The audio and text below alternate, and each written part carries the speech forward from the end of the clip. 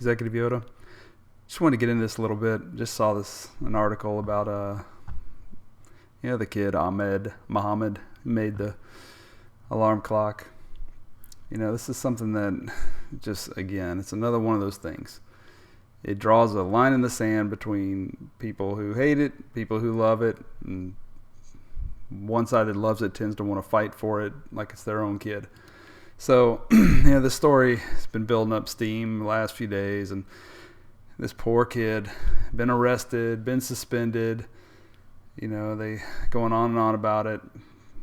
So President Obama wants him, like, come on Twitter, come on to the White House, things like that. So, again, CNN, everyone's covering it. Shows teacher, gets arrested. I just wanted to show my teacher what I did. And to be proud of me. I built a clock to impress my teacher, but when I showed it to her, she thought it was a threat to her. Okay.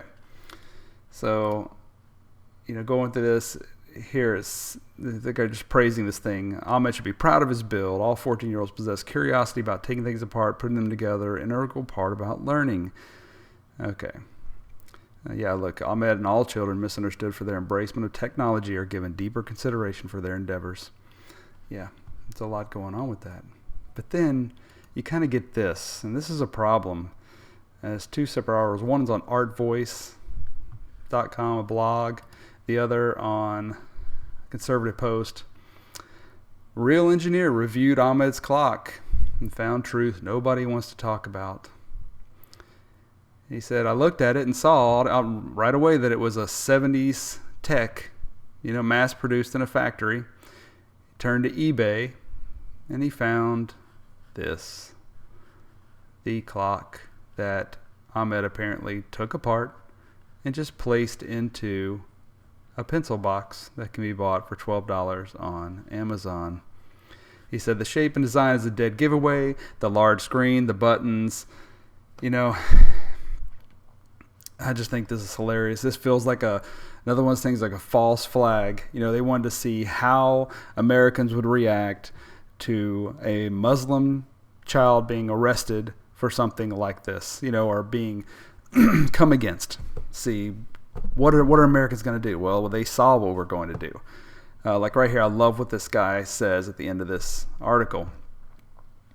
So it says, so there you have it, folks. Ahmed Muhammad did not invent nor build a clock. He took apart an existing clock and transplanted the guts into a pencil box and claimed it was his own creation.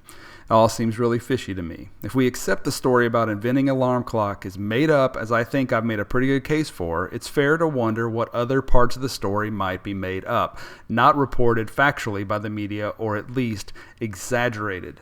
So this, a real hoax and cheater. Anybody, it's plagiarism. If you say you built something, you say you wrote something, and it's not yours, then it's plagiarism. I don't know what you'd call it on a physical thing such as this. Writing is plagiaristic, but I'm not sure what you'd call building something. Just a cheater, and it's going to get heated up. And there's little things like this. 14-year-old MacArthur high school student was arrested, says here. So this guy is asking, how many children have slain law enforcement officers has President Obama invited to the White House? Just asking. We're all just asking, guys. Keep your eyes up.